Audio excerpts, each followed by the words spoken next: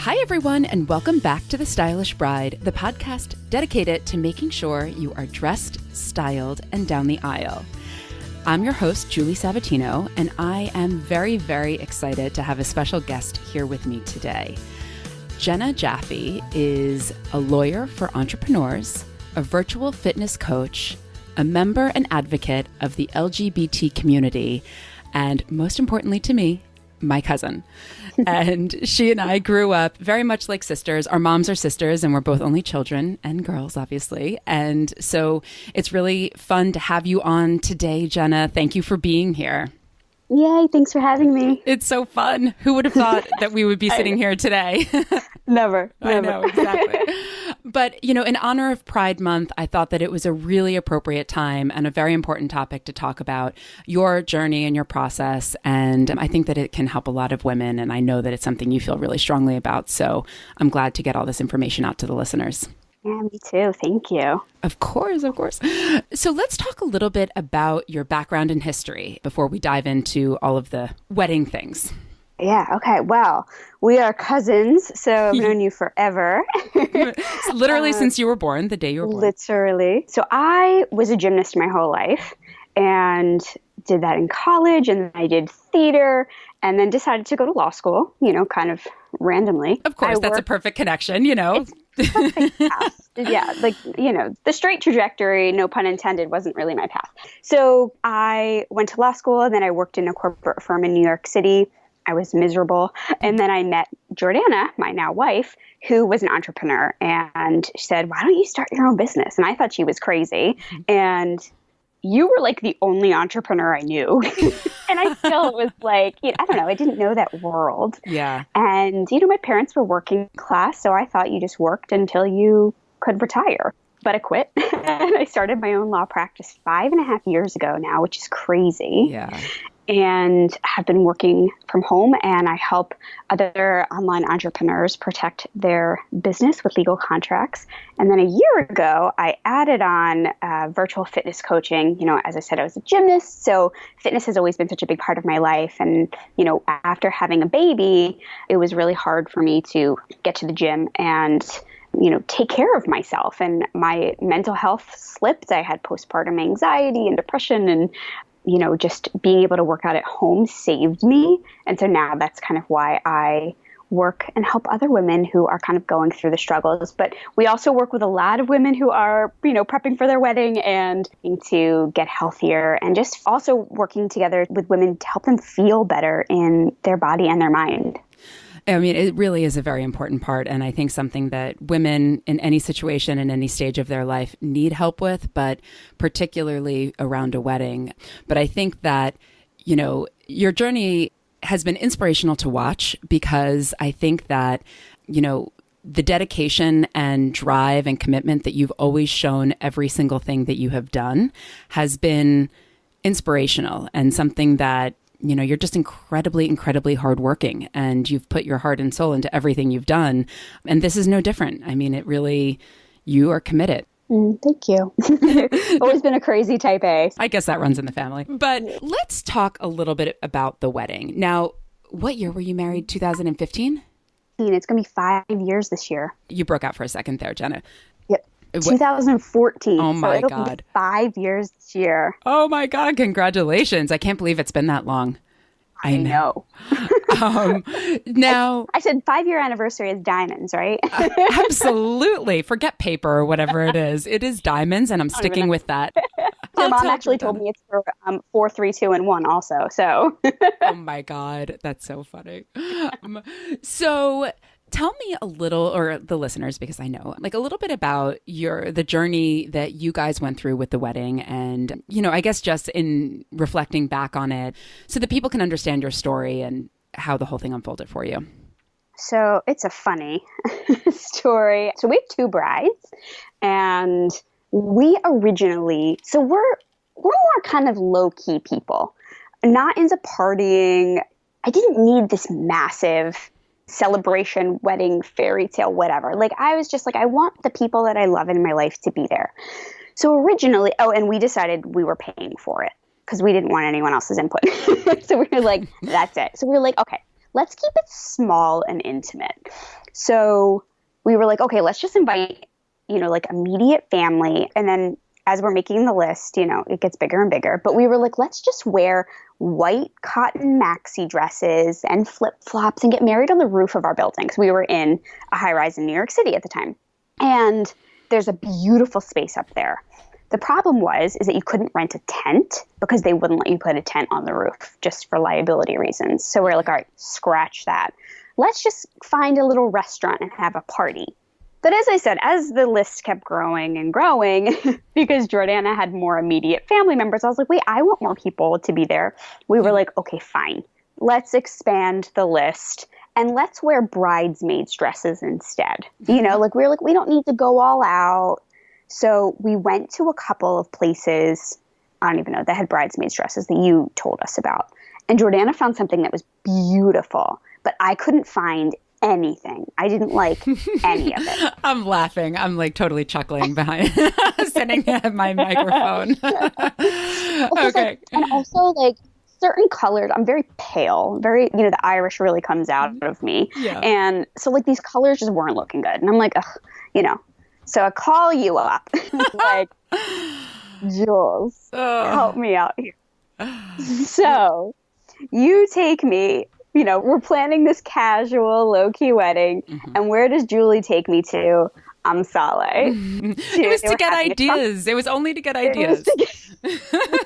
We had the idea of getting ideas and then having a custom dress made. Right. Because we were like, oh, maybe we'll just do that, right? So we go and they were having a trunk show. And of course, I fell in love with the dress.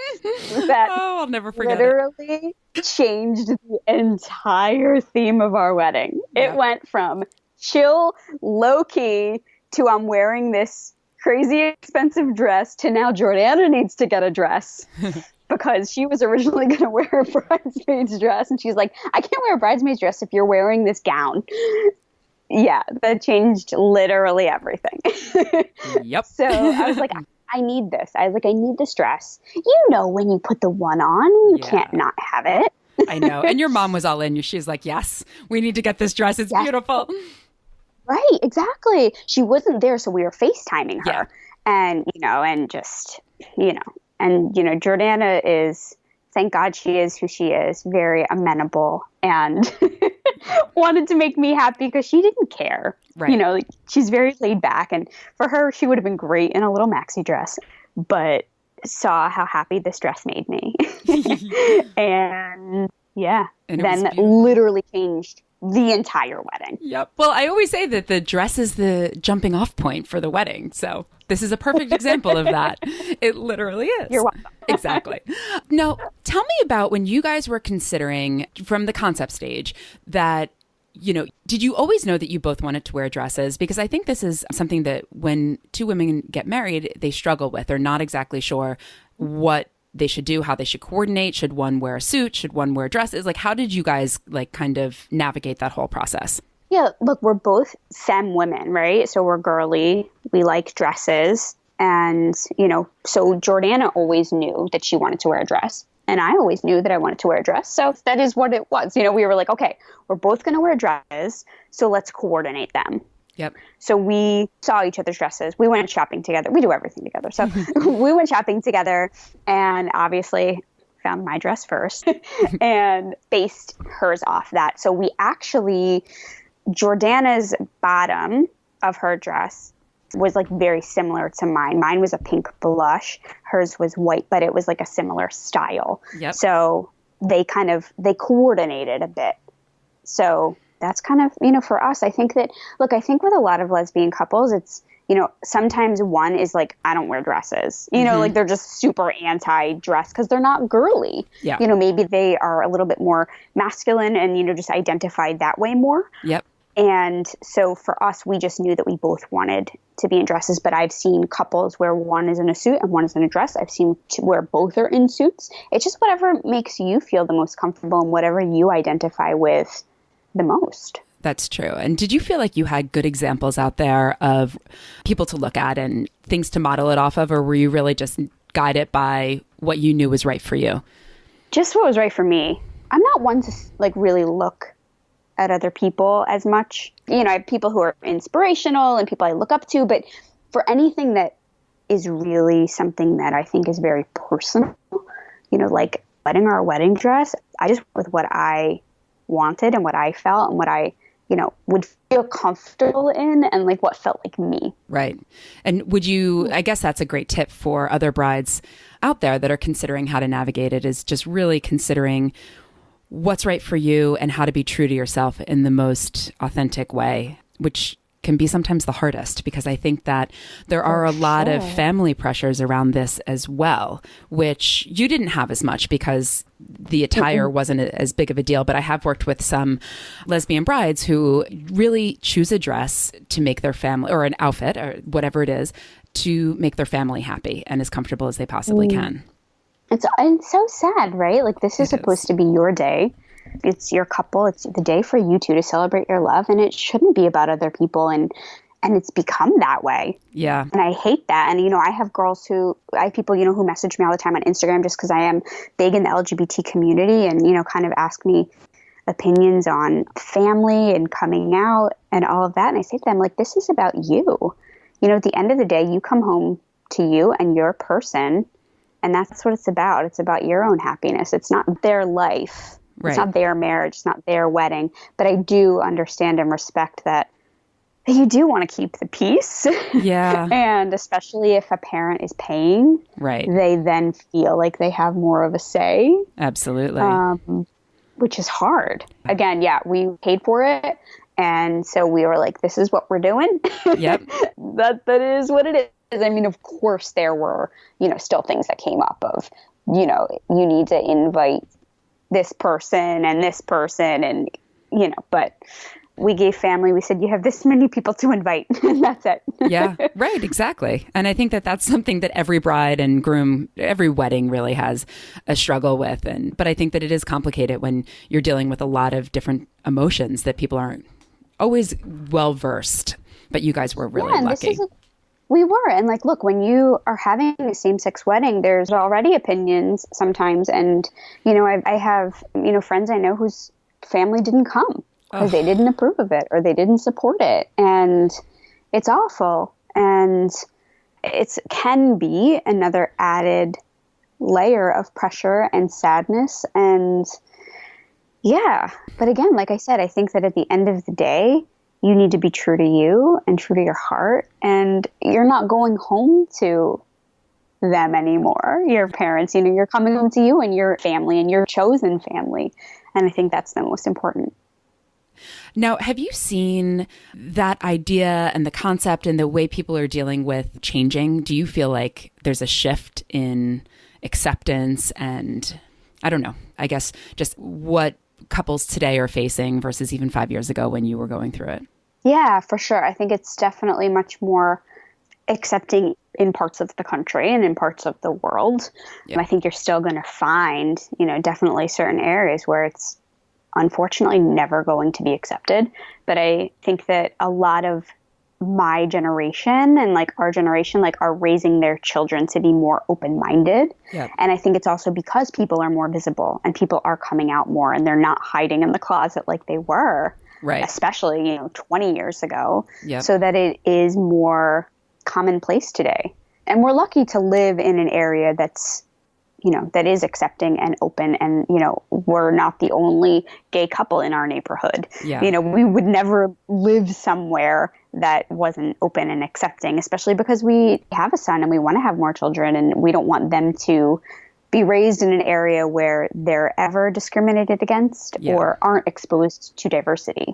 No, it's true. I mean, one of the things I think is so amazing about living in New York City is that my kids have friends with all sorts of mixed families and unique situations. And I love that it's the norm. Like they don't even realize that it's something that's different. We have one of Teddy's best friends is adopted. He has two dads and he and his sisters are a different race than the dads. And then we have one of Annie's friends has two moms. And, it's really this amazing community that I love. I love that they're exposed to that. Yeah. And it's just normal to them. Like it's not even a thing. And, as you were talking before, I think it's actually kind of incredible. Like what a liberal and accepting family we grew up in, because we had a gay uncle. And since we were little, we knew that. And it was never, ever an issue. Everyone just loved him and it was him. And for us, it was just normal. But I guess, that was pretty exceptional looking back at it. Yeah, especially, in the 80s and, 90s and stuff.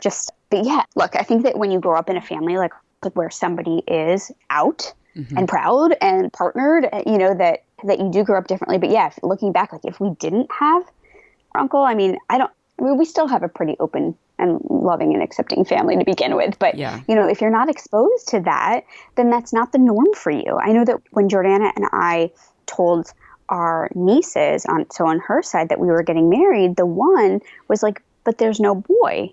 And it's not because they were judgmental. It's just that they don't know anyone in their community who is gay. Right. And totally cool now, but like she just didn't know. But for her, all of her friends have mom and dads. Yep. And so she's like, wait, but no, you can't. There's a boy. And so then, my sister-in-law explained to her, some people have two moms, some people have two dads, some have one, some, you know what I mean? So that, but I love that that's kind of becoming more normal, that we're now explaining it to the younger generations, that just because your family looks this way doesn't mean that every family looks the same. Exactly. And it's about the love. It really is. And that's what it's all about. That's the crux of a wedding. It is. And maintaining that. And yeah. It absolutely is. And, I had done an episode in January with a client of mine who's called the Freckled Foodie, and she's awesome. And she talks a lot about nutrition. And it started out because she had her own dietary problems, but now she has a blog and a podcast of her own. And we did an episode on Ditch the Wedding Diet. And it was actually one of the most popular episodes I did of all time. And I think it resonates with people. So tell me a little bit about how you help brides not get them crazy, but get them smart and strong. Yeah.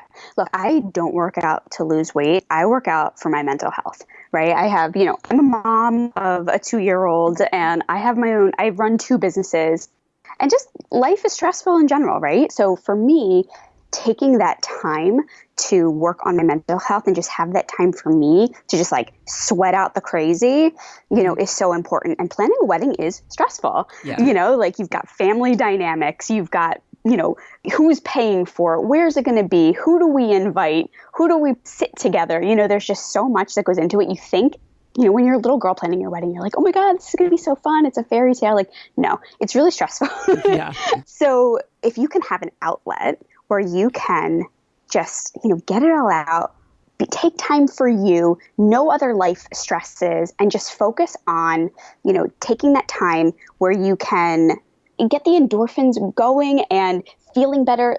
Like I said, I don't work out to lose weight. I work out to feel good. When I hit play on that workout, I don't always want to work out, but I tell you that like a few minutes in, anything that I was worried about is just gone because I'm not focused on it. Even if it's for 20 minutes that I'm not focused on, the stresses in my life, it helps so much in everything that I do. I come back and I'm a better mom, I'm a better wife, I'm a better business owner. And so for brides, you're consumed with your wedding and it's exciting, but it's also stressful. So if you can take a little bit of time from your day to work on your own health and sanity, I think it's something that, everybody should really take time for, because I've just seen such incredible results in my own life and how I feel and my clients and how their life has completely changed, that a lot of times you don't want to add something onto your plate. You're like, right. Oh my God, I'm so stressed already. Why would I want to take one more thing on? But taking 10, 15, 20 minutes even to yourself to give yourself more energy, give yourself the endorphins, make yourself happier. So much positive comes from it that you have more energy and you can handle the stresses better. If you got a crazy mother-in-law calling you, asking you questions about, oh, well, where is, Aunt Betty going to sit? You can answer a little more calmly. Oh my God. I think that that's amazing. But actually, as you're talking, I'm like, oh my God, you're talking to me. This is what I need to do. Right. Oh God. I might have to have you put me on your program.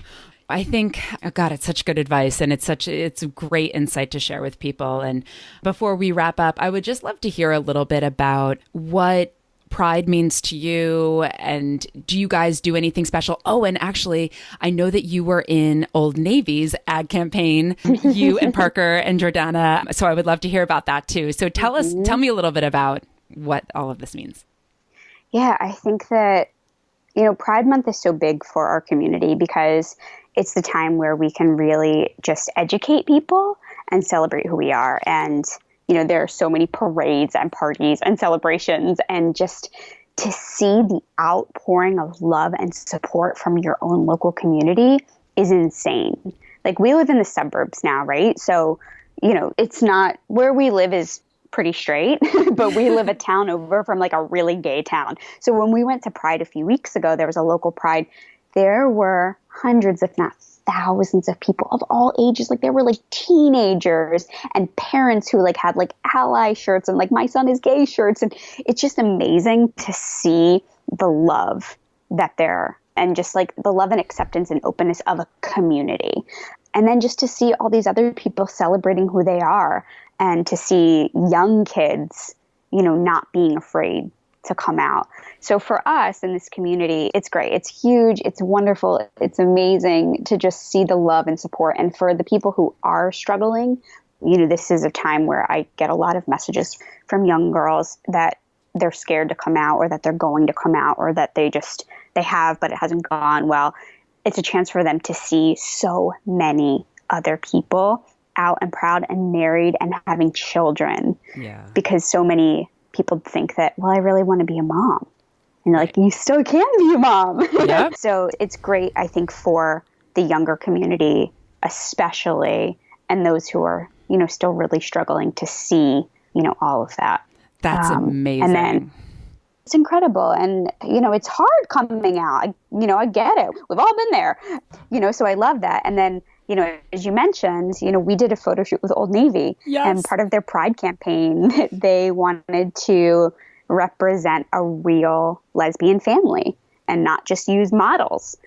And, we were able to do a photo shoot with them out in California, which was really cool and really fun, and just incredible that they chose to use a real family and not models to celebrate Pride. Go Old Navy. It makes me want to shop. I know.